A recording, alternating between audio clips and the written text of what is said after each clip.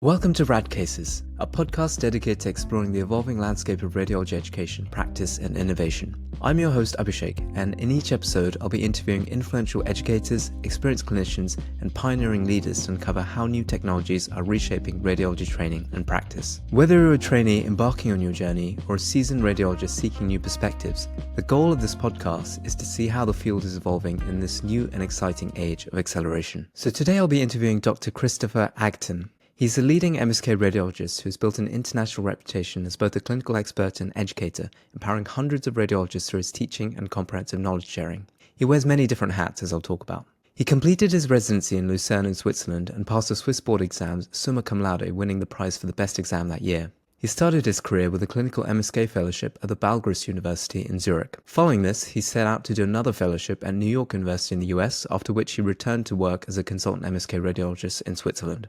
He worked after that in the UK as an MSK teleradiologist and started his own teleradiology company providing services to Swiss hospitals. His current main project is that he is the creator of the MSK Virtual Fellowship, an online coaching platform that mentors over 300 radiologists looking to develop their expertise in MSK radiology. He's embraced digital platforms to share his expertise, maintaining a YouTube channel with over 28,000 subscribers. He's also published multiple books, including Speed MSK Radiology, on how to report studies faster, and recently, The Confident Radiologist, Feedback Strategies on Confident Reporting. As you can see, he is prolific. In this interview, I explore his views on how best to learn radiology in this current environment, the value of fellowships, and also his views on AI and how it's going to change the landscape. So without further ado, let's get into our conversation with Dr. Christopher Agten. I mean, looking back at your time as a resident, how do you wish you could have learned radiology better?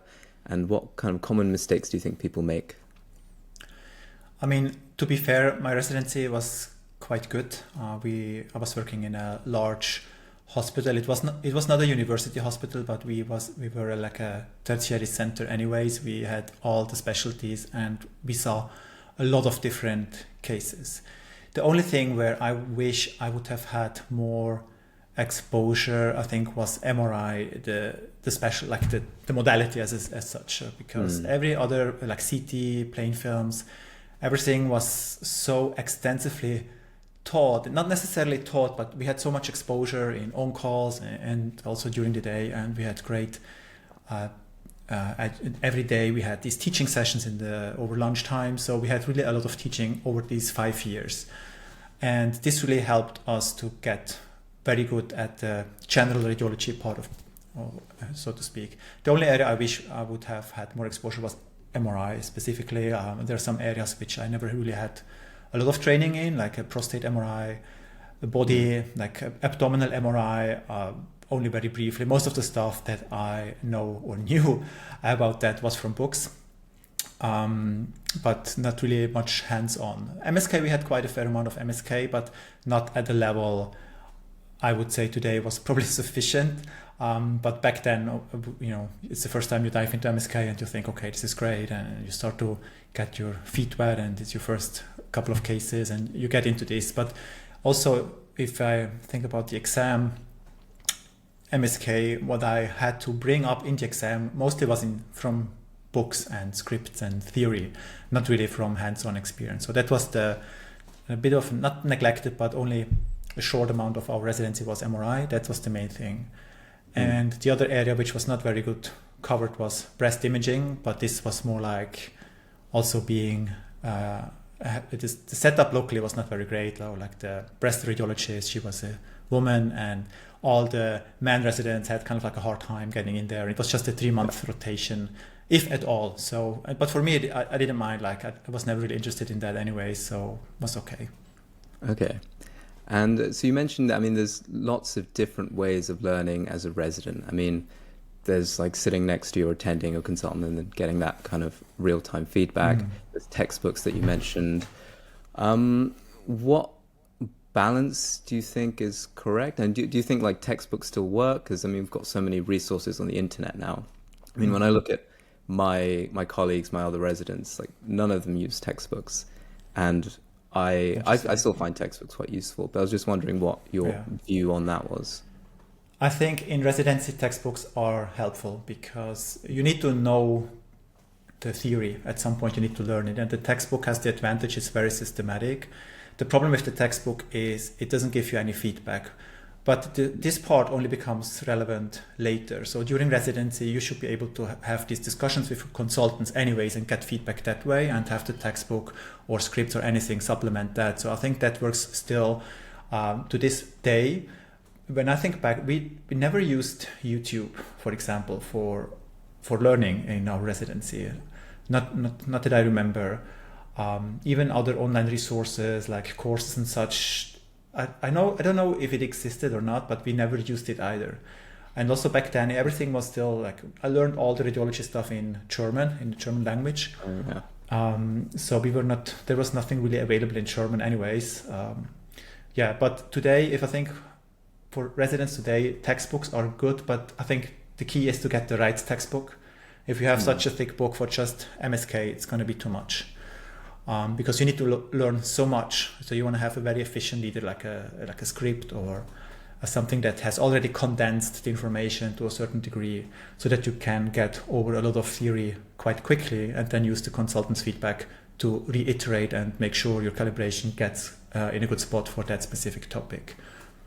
And of course, you can supplement with online learning courses and so on. But I think textbook for residents have still a value, and then later on they kind of like start to lose their value. Okay, yeah. And you mentioned calibration. And I know in your previous videos you've talked about kind of feedback loops and calibration, iteration. Can you explain what those are and why they're important in radiology?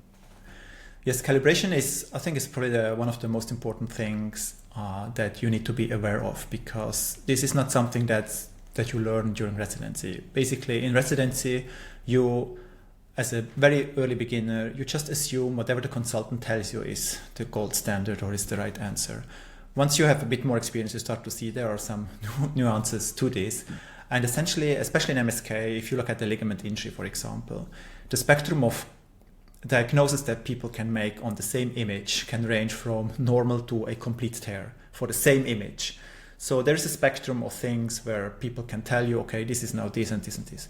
And in order to be good at radiology, you need to find your position on that spectrum, from being a very specific reader, so basically only call tears when it's absolutely obvious, to a very sensitive reader where every little pixel that's a bit bright is called a partial tear. So you need to find your position on there where you feel comfortable with, or from expert iterations that you kind of like start to understand, okay, where on this band will I fall? And ultimately, if you have a narrow calibration, what that means is you are able to constantly give the same diagnosis on the same stuff. Like whenever it comes, something looks similar, you will always call this like a complete tear or partial tear, or like a 75% partial tear, as opposed to sometimes you call it like a high-grade tear. The next time, even if it looks quite similar, you call it a low-grade partial tear. So you don't want to hit and miss. You want to be on a narrow band and just call it the same name every single time. So that's what the narrow calibration means. Okay. Yeah. And I mean, I definitely agree with that. I mean, I've had cases where I've showed one consultant the case and they come up with one opinion, Exactly. and then another consultant comes up with another opinion. So yeah, I think that's really important.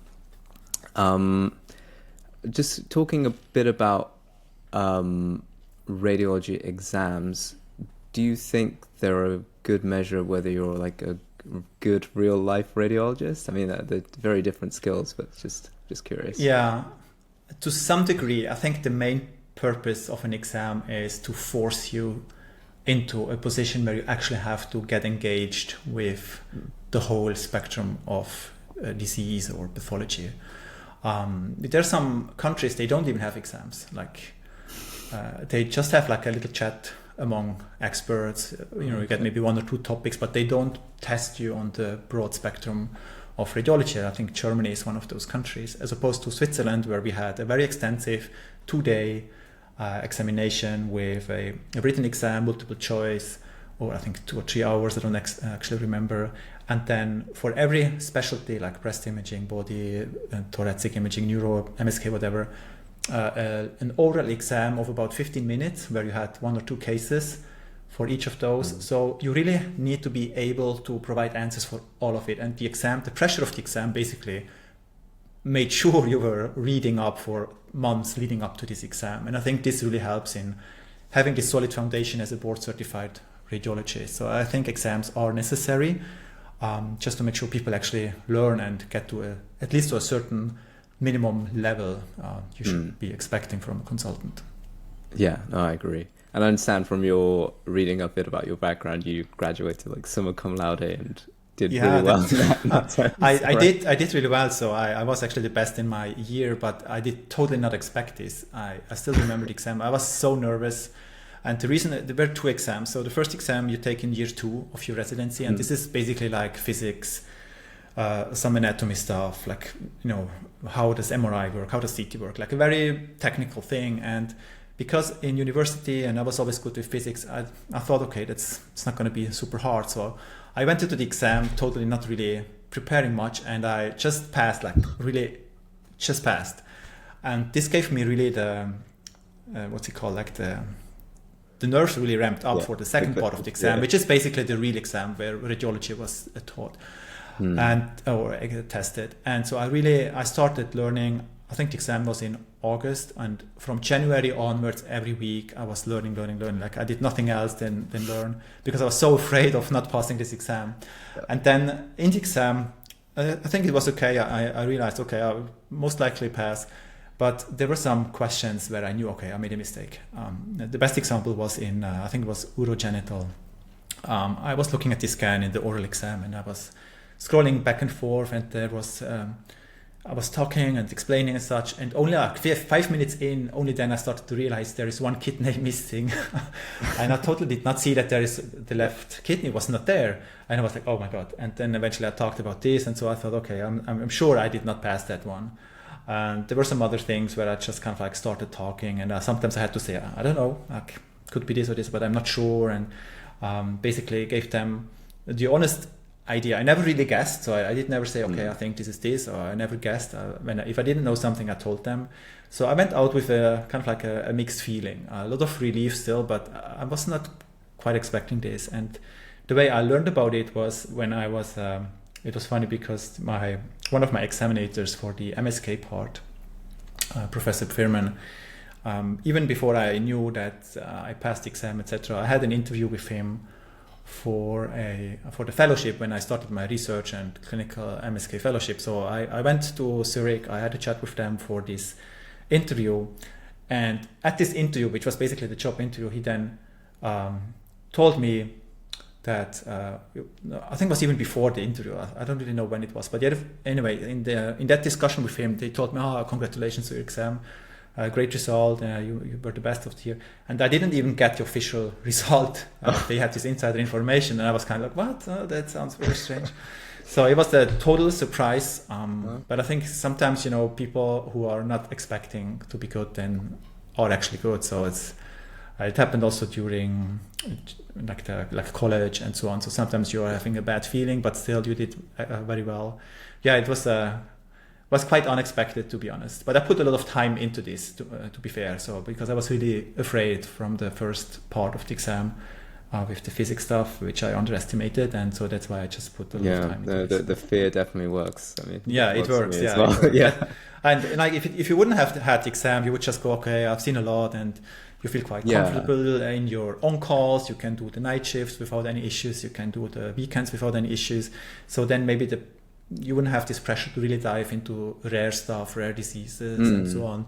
But even up to this point, like sometimes you have a case and you remember, I read something about this, and then you can go back to this intensive half year or like 8 months.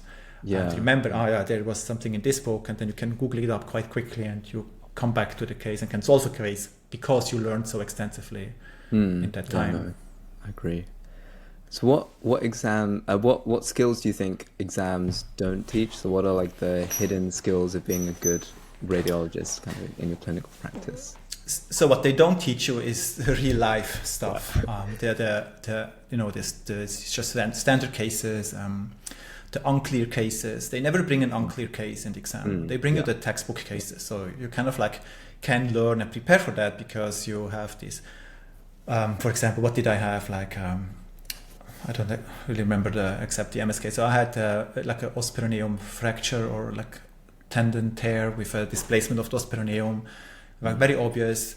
I had other exams, like in the written exams, like cancer cases, which are quite clear and obvious as well. So there was never really ambiguity into these findings. So there was never discussion, yeah, but I think it's this, and then the other one says no. So it's always quite clear. So it was cases where you can make a picture, you can publish it, and you will not get 10,000 letters from readers who disagree. That's what the exam tests. So basically your pattern recognition and so on, but it doesn't really test prepares you for the real life when you get to start these low-grade injuries, and then you don't know, like, call it now a partial tear, is it just a sprain? These things, that's not taught in an exam. They can't, because even the experts among them would probably not agree on everything. So it's hard to judge. How do you go about expressing uncertainty when you're reporting? I mean, it's probably like a very individual thing, but do you have a philosophy on that? Or I think we just need to be honest with what we can get out of the image. For example, sacroiliitis is a good example. Sometimes we have these borderline cases where you have a little bit of bone marrow edema and is anterior, maybe even in the mid portion of the joint, but it's not very extensive, it's not very typical. You have no erosions, no other findings. Maybe the patient is not even HLA-B27 positive, maybe he is, but the finding itself is not very highly suggestive of sacroiliitis, for example. So you start to wonder, this could go either way. And I think sometimes we just need to acknowledge we don't have to give the answers black and white. I think that's a good strategy, because if you have a doubt and you have, I can't tell, I could go both ways, maybe suggest another modality or some recommendation, follow-up or anything, and just tell them maybe if you think one is more likely than the other. I typically just mention that. So I think it's more likely to be this, but the other one cannot really be excluded. And I try to limit it to maybe only 2. I don't want to give 20 differentials. But I think honesty goes a long way, and I'm not letting me being forced into giving them a yes or no answer, because sometimes we just can't, right? Yeah, no, I agree. So I want to move on to talk a bit about MSK in particular. First of all, do you think MSK radiology is taught well in residency, and why do people struggle with it, you think, if they do? Yeah, I think it's not taught well in most parts of the world, actually. And I think, again, because MRI is this holy grail of radiology where only typically later year residents can rotate into. And many institutions, they don't have subspecialized MSK radiologists actually teaching the stuff. So you get taught by general radiologists, which have a very, not limited knowledge, but they can be good, they can be bad, so you get both. So your calibration will be totally mixed up if you get these mixed signals from different people. And as a resident, you don't realize that, because you think everybody's right. Until later, maybe you start to realize, wait a minute, if I show the same case to the other one, then they start to say different, like you mentioned before, right? I think that's a good sign, because then you start to realize something is not right. But many people, they just take these as gold standards, and their calibration is completely mixed. Or messed up, right, even. And this is many institutions a problem. And sometimes we have country-specific problems. For example, in Germany, the whole MRI of the joint, MSK MRI, is mainly done in private practice, because hospitals have to deal with the cancer stuff, they have some MSK stuff, but it's mainly their own employees of the hospital. Maybe they have sarcoma centers, so then they see obviously that part of MSK, but they don't really see these acute knee injuries or subacute, like chronic knee pain and stuff, because everything is done in private practice, because the orthopedic surgeons, they tend to be in the private practice, they send it to their colleagues in private practice. So there's this whole network of people that are getting scanned in private practice, and the residents only work in the hospital. So they are kind of like excluded from this spectrum of cases. And obviously, if you don't see a lot during residency, you will struggle once you want to go to private practice. If you stay in your hospital, you just still work with your own spectrum, that's going to work. But if you want to decide to go to private practice and suddenly your MSK load is increasing substantially, you're in for a lot of headache and doubts and self-doubts and so on. And also in the UK, I think there are some good institutions where you can learn it quite well. But then again, there are also other institutions where it gets completely neglected. And especially in the UK, in my experience, even this is basically from what I hear from other fellows that work with me. Often MSK is very ultrasound heavy. Maybe you do a lot of interventional stuff like injections, arthrograms, potentially. but mainly ultrasound. And the MRI portion often sometimes gets neglected. And this is even sometimes true in MSK fellowships in the UK. If you are unlucky and your MRI portion gets a bit neglected during that part, or your exposure is not as high as you would want it to be because you do a lot of ultrasound, because you do a lot of plain film readings and so on. So yeah, then MSK is typically not well taught. And I think the problem then, and this has been going on for quite some time, and obviously the consultants then start teaching the residents, but if they themselves are not very good, how can you teach the next generation? So this kind of like gets passed down and trickles down the ladder.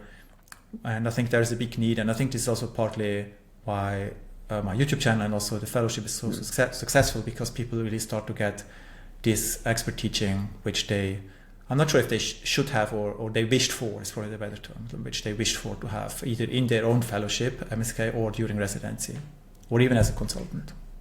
Yeah, no, I definitely agree. And talking about the MSK fellowship, so what prompted you to start it? I mean, was it that you just saw people struggling with MSK, or? No, it's a funny story. So when I in 2018, my wife, we moved to the UK. After my research fellowship in New York, I went back to Switzerland, and she started working in the UK, in London at the time. And so she liked it there, and she got an opportunity to get subspecialized in maternal fetal medicine in Nottingham. So we took the decision to actually move to the UK from Switzerland. And at that time, because I didn't want to work in the NHS, to be honest, for various reasons. I think I was a consultant already, and salaries were lower than in Switzerland. And I thought, okay, that's kind of like the last resort for me to actually take a local job. So let's try something else. And I asked a couple of people in Switzerland, so my current employer at the time, I asked them if they would be interested in working with me in teleradiology. And they said yes, but it was very new for them. Teleradiology in Switzerland, except night shifts, were practically not existent at the time. So they said, okay, we can try this out. We give you like 1.5 days a week. Then I approached my hospital where I did my residency and asked them too, hey, I'm going to UK, I'm interested in doing some teleradiology, I'm only doing MSK, what about, do you need help and such? And they also said, yeah, okay, we can get you 1.5 days, let's try this out. But we need more like general radiology support, not MSK. So okay, I said, yes, I'll do that. I can do CT, I can do plain films, no problem. So I had these 60% or 3 days every week. Then there was another hospital which I just called, by the way. I just wrote them an email. I didn't even knew the chief at the time, and asked them, hey, I'm doing this. And they said, yeah, okay, we can send you maybe on a on-demand basis, maybe 10 cases every now and then. And I said, yeah, okay, let's do that. Oncology cases, but also like it was a mix between oncology and MSK MRI. And so that's how I started out in Nottingham as a teleradiologist by myself in like a 2 square meter office. So totally ridiculous. I should find some images of that. And then as I was starting out, and I didn't have like a 100% job. So I thought to myself, okay, what can I do? And in order to attract more teleradiology clients, my strategy was to actually write the book that I wrote, to put myself on there or out there, to promote myself as an expert in MSK, which I knew I was good at it, but sometimes you have to just fake it till you make it in a way. So I wrote the book. I started the YouTube channel. I had some extra time. Remember, I was not working full time. I had extra time, so I started doing the YouTube videos. I wrote the book, and this was basically just to attract teleradiology clients in Switzerland, hospitals and private practices. But then it started to go by itself. At some point, I introduced Patreon for people to kind of like start supporting me, and I still remember when I had the first Patreon, I think on a $2 per month subscription, and this was kind of like the best money that I've ever made, to be honest. Like, it's totally crazy feeling that somebody is paying me for what I actually did myself without any other, I'm not taking a job, I'm not getting paid for work or in exchange of my time. So it's just because somebody genuinely liked it, what I did on my YouTube channel, without anything else in return. So there was no transaction. I didn't have to give them something special, so it was just a sign of appreciation. And then more and more people started to support that, and Patreon was, at the time, I have neglected it now, but at the time it was, I think at some point, 100 people who supported the channel. And I thought, okay, I just threw it out there, let's do online coaching now $1,000 a month. That was kind of like my initial offer. I didn't really expect much because I was obviously also educating myself, like how do you actually set up something like this? And often you see this, you have 3 offers, the very expensive one, a very cheap one, and most people will choose the middle one. So that was kind of like my goal. So I had the $2 offer, the $10 support, and then the 1,000. And then it was in January 2020, just before the pandemic really took off. There was a guy from Australia who actually approached me, and he wanted to get this one-on-one coaching. And I said, yes, let's do it. And I worked with him ultimately for a whole year. We had 1 session every week for 12 months. And during that, then the pandemic came shortly after I started, and more people were looking for online coaching. They saw it on Patreon and so on. And after I think 3 or 4 fellows, I had 3 fellows that came through the Patreon. I then started to offer like a proper online coaching with a separate homepage and kind of like try to professionalize it. And quickly after, with the pandemic as an accelerator, I was hitting like 15 fellows at the same time. And I struggled to get actually all these calls every week besides my regular teleradiology job. And also at the time we had already 3 children, very young children. The babies were just born, twins in 2020.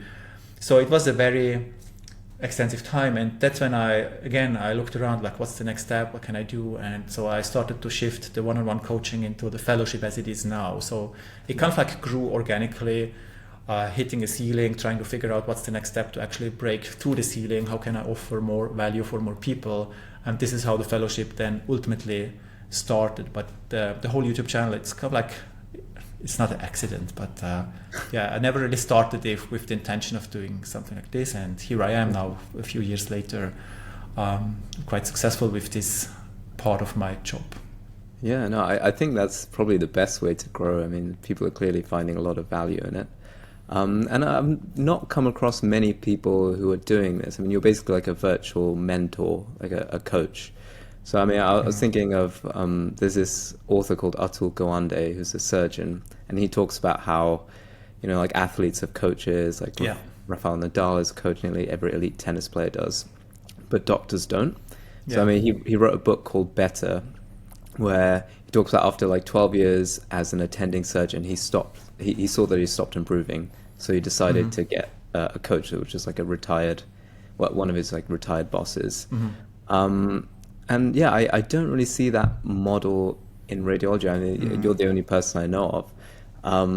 Do you think that should be like a more widespread form of teaching or like mentorship kind of?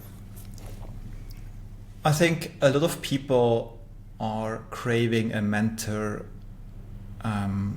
in medicine as well, but not really the way I do it. I think for many people, a mentor means more like, consulting them. Okay, what could be your next career step? Should you take this job? What can you do to actually land in 5 years, like one of the leading consultant position or something like that? So I think a lot of people are looking for these kind of like mentoring, which is obviously totally different from what I do. I also sometimes give career advice, but I mainly focus on the radiology aspect of it itself. And I heard about that story that you mentioned with this surgeon getting a coach from, I think I don't remember which fellow but I know which fellow it was. I think it must be number 7 or number 8 or something. It was a guy from the United States. He wasn't established. I think he was over 40, maybe 45 years old, radiologist in private practice. And he heard about that surgeon getting a coach. He heard it, I don't know, in the news or somewhere. Maybe he read the book, I don't remember. And that's what motivated him to actually try this out and also get a coach. So I think we worked together for 6 months. And people get value out of it, I think, simply because of the fact that you get, after, for example, board exam, you are on your own. Maybe as a young consultant, you have your own struggles and finding your position. But at least 5 years after, you are in a position where you are just doing the same thing over and over again. You don't really have a lot of external eyes actually looking at you. You also typically don't reflect very much on what you do is actually the right way. So many people are flying completely blind, especially in private practice. It's maybe less in a system like NHS, where you are having a lot of MDT discussion and a lot of discussions with colleagues, but there are certain areas or countries where you absolutely have zero feedback at all. And then there are just two ways to deal with this. You either accept it and you just don't give a damn. Or the second thing is you start to realize, oh, is this actually the right thing that I'm doing? And you start to kind of like wonder, the self-doubt, you actually want to get better. You have this intrinsic motivation to improve something. And that's when people start to have enough pain to actually search for a solution. And that's when how they find the fellowship, if it's MSK. But yeah, I think it's an honorable thing to do. Not many then still need it. It's not for everybody because I think there's still people who get good training, who have excellent residencies, who are having the luck of having a good fellowship. They are in a position in a hospital where they have feedback either through active reading of notes or actually in the MDT meetings. They feel satisfied. They have no pain in their actual work life. So then obviously the step to invest time and money into a mentoring program or coaching program is not there. They have other life issues like family, mortgage, moving. So you need to have a certain amount of pain in order to actually pick something up like this. But for those who do, and many do, it's a great solution. Totally agree. Okay. And just thinking about like in real life fellowships, like IRL, so you've done a couple, if I'm not mistaken. How did you find those? Yeah, how did you find those?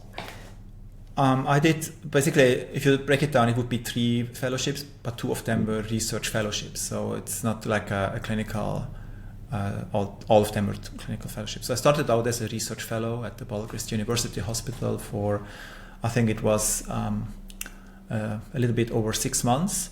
And then I started a 1-year, 12-month clinical fellowship in MSK at the same hospital. So I was 18 months there. And obviously, even during the research time, you can participate in all the coaching and teaching sessions. You get to see cases and so on. So I learned a lot then already. And after that, I went to New York, NYU, for a research fellowship again, where I really did mostly research, to be honest. I was not really actively participating in the clinical routine at the time. This is one of my regrets, if I think back. I wish I could have gotten more out of this. But, we were in New York. We had other things in my mind as well. So, but yeah, this was basically the time. But then I went back to the same hospital where I did my fellowship, started as a consultant there. And I think it's really then when I started to see a substantial uptake in skill and speed and confidence, not so much during the fellowships. It was really after getting the consultant position where I saw the big change. So that's my background in the fellowships. Okay. And how do you keep on kind of learning at your stage with so many years behind you? Like, how do you get feedback? I mean, do you go and talk to the surgeons, and also like, how do you maintain kind of motivation and curiosity after reaching like such a high level? Like, yeah, I'm just curious. Yes. So I think a lot of the way I learn today is mainly getting feedback from clinicians still, even though I'm working teleradiology, even though I work for my private practice in Switzerland. And I do this by actively asking for it. So I write them emails. Every week I write a couple of emails. I even request feedback in my note, in my report, in the conclusion. Please send me the next clinic letter to this email address, and then I'll give them my email address, my work email address. They don't always follow this, but occasionally I get these surgical notes or whatever they can send me. I get them back, then I go back to the case. I can see, okay, my recommendation, they did this and this and this. Sometimes I also get unprovoked feedback. This could be, and typically so positive feedback, interestingly enough, because especially in the private practice that I'm working, sometimes I call them up because I have a question about like even a referral or something, and then at that time they give me feedback. Yeah, thank you very much for this case. It was exactly like this, or I'm very happy with your report. Like I also sometimes get WhatsApp. I have not many, but I have quite a few of the orthopedic surgeons on my WhatsApp, on my private WhatsApp. So I get questions there that I'm answering them. So I have still a good interaction with them, and that's how I get the feedback, how I get the surgical feedback, to see if it's actually correct what I'm writing. So I think this is really necessary for me to improving. And the latest thing was, for example, MR neurography is something that I picked up over the last, I would say, 2 years. I didn't see many of those cases before. We didn't really do much at the university hospital. in teleradiology, while I was in UK, we didn't have many of those. If we had cases, typically there was another guy in our, at the time, teleradiology company who was reporting them, so I just gave them to him. But since, I think that's maybe a year ago, I take all these cases, and this was a very successful move. Like the neurologists, they now send basically all these cases to me, even from more remote locations. They specifically request me to do these cases because they see, first of all, we have a very excellent technician, the team of technicians who can deliver image quality, which is exceptional, I would say. We see a lot of details. We can see all the small nerves.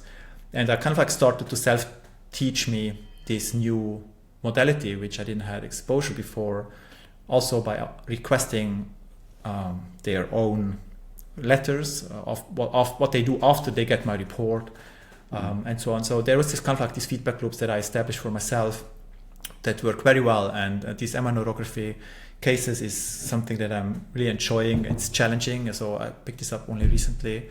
And besides the medicine stuff, how to get motivate or keep the motivation up is also a little bit the entrepreneurial side of things. I have now my own practice in Switzerland. I set up a teleradiology company, and besides the reporting, which takes about, I would say, 50% of my work, I do all the coaching stuff, and so it's about 50-50, I would say. And this is also very challenging because the fellows bring cases, often stuff that I've never seen myself before, and they expect an answer. So I have to dive in, I have to dig into the literature, I have to find out and resolve these cases for them.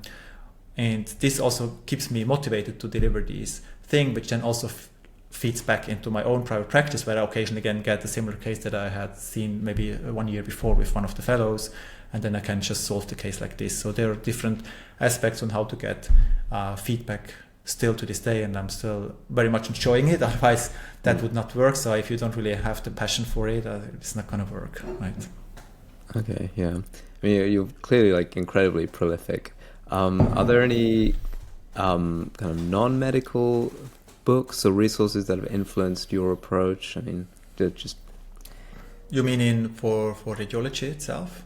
Yeah, radiology, or just maybe like the entrepreneurial side as well. Like, what motivated you to start that?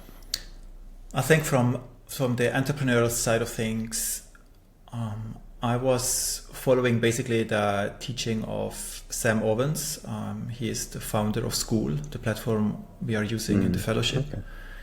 So I think I don't really know how I found out about him, but I probably through YouTube. I was at the time when I started out with the Patreon stuff, I watched a bit of like these entrepreneurial gurus on YouTube who are very phony and so on. And he kind of like stood out with his page at the time, consulting.com. And so basically followed his steps on how to set up a coaching business. And it really worked. The only thing that I never managed to get to do is advertising, but I didn't really needed it because of the organic growth of the YouTube channel and so on. But yeah, I think he was the most influential person for me. I then started also getting his second course and so on. So that's really something that helped me quite a bit. Otherwise, I wouldn't have had the technical knowledge to figure it out all by myself. So that, I think that's one. Yeah. But it's not like a book. It was the video course that I did. In terms of books, I mean, I'm reading books. I recently read a book about how to write useful books. Okay. That was quite interesting. But yeah, some mindset things.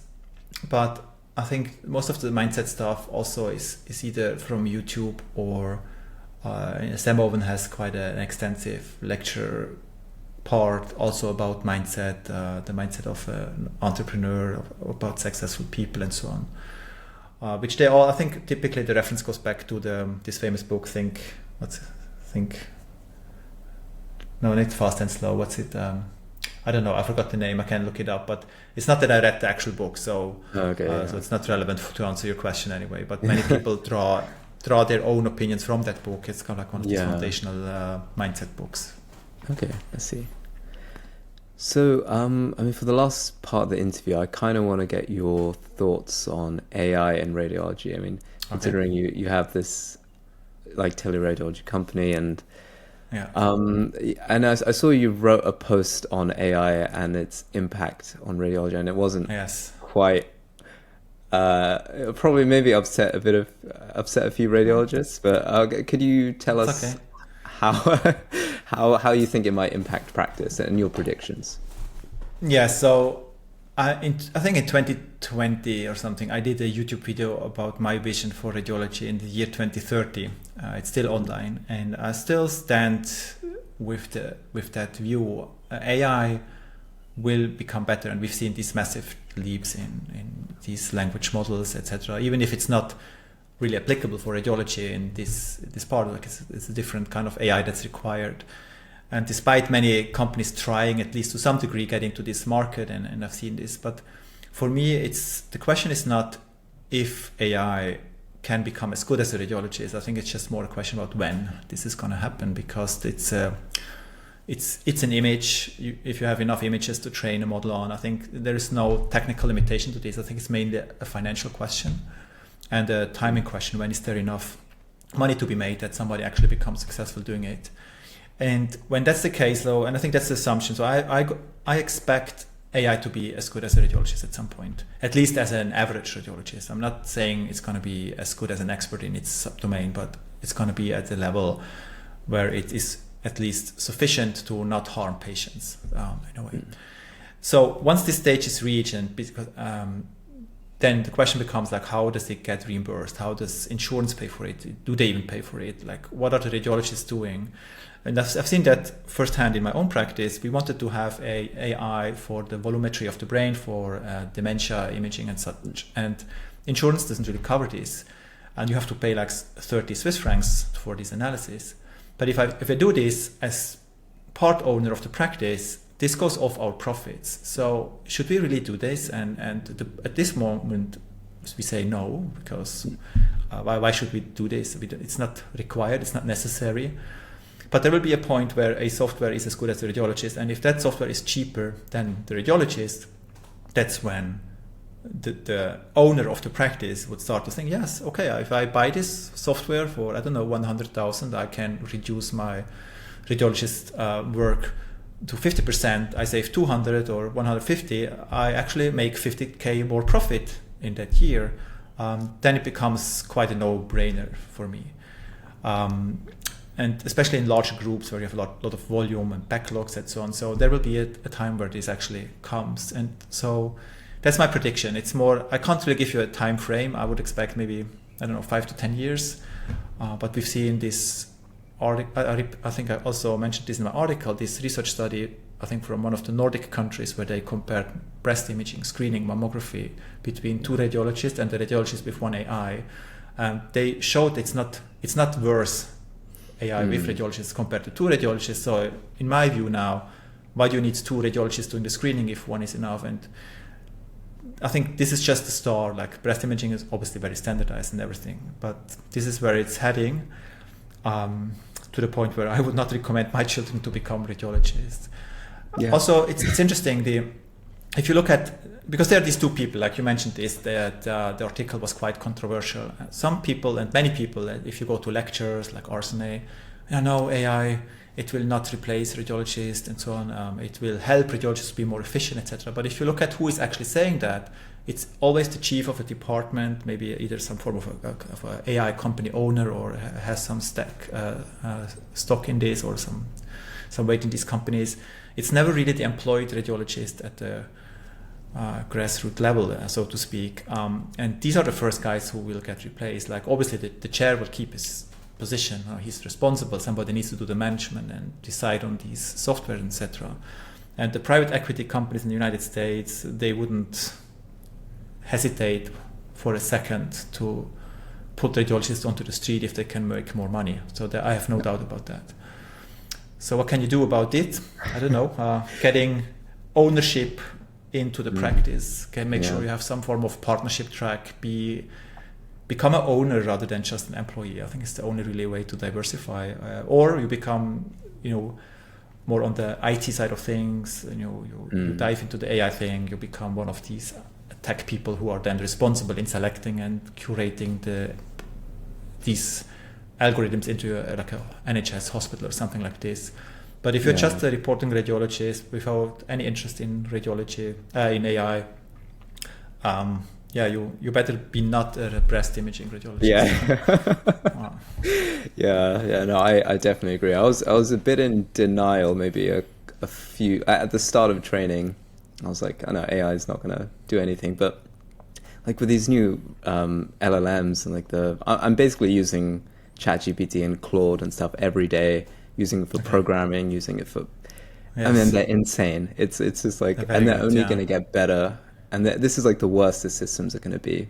And if radiology is just data, it's like inevitable to me that it's inevitable. Yes, I agree. And it can have such a big impact if you think about it, like for also remote countries, and so there is a lot of things to consider. But ultimately, somebody has to make the decision, and I think that will be financially driven.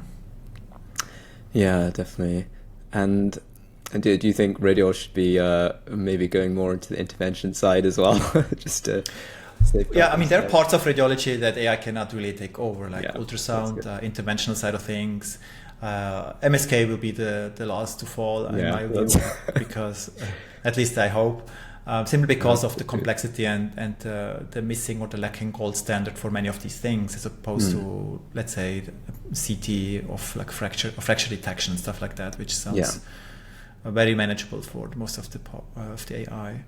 Yeah, so it's good to have something planned for the next 5 years to get in an area where you cannot just get replaced very easily. So I think it's a good strategy to have some form of a hands-on thing. Teleradiology might be more tricky if you only do teleradiology, because there's no hand-on thing. But teleradiology has its own problems. But even there, like if you're doing just MSK or a good amount of MSK, you will still outlast many of the other specialties. Well, I hope so. Yeah. But I think if radiologists are getting replaced, I think there's going to be more economic and widespread societal changes anyway. So it's just exactly. I don't think it's a unique problem to radiology necessarily. No, it's not. Amazing. So I think just closing the interview, if trainees or attendings could take away one key message or piece of advice from you, what would you think that could be? One piece of advice. I mean, I think it's key to make sure you actually get some form of feedback. This is mainly more for the attendings or consultants. Just don't accept a flying blind. I think it's dangerous. It can lead to burnout. It can lead to people wanting to quit radiology altogether. Not even because of AI, just because of burnout and so on, because of the self-doubts and stress and imposter syndrome and all of these things that go along with that. So get one way or another, get feedback, because then it starts to be fun again. Like most people typically enjoy residency because you have these feedback loops, you have discussions, and you can have similar things even as a consultant. I think that's for them. For residents, I think they need to be open-minded regarding their own future. I think it's good to be flexible, get some extra skills. That would be my advice. Either choose more like a hands-on thing, but maybe even more on the technical side of things, understanding what these AI programs do, if there are any ways to get into this field. That's also certainly something to consider, being on the forefront in your department, setting them up and so on. Just to know the enemy. Because I think that's probably a good idea as well. Yeah, amazing. Well, thank you so much for your time today, Chris. You're welcome. It was lovely having you on the podcast. So I'll link to your blog and your MSK Online Fellowship and kind of LinkedIn and other stuff. Great. So thank you again for being on. Yeah, thanks. And we can also do this again maybe in a year or two and see what has changed. Well, AI has taken all the radiology jobs. Then we have to do more podcasts maybe. See that you're already on the right track. You have your side hustle, so that's good. Cool. Excellent.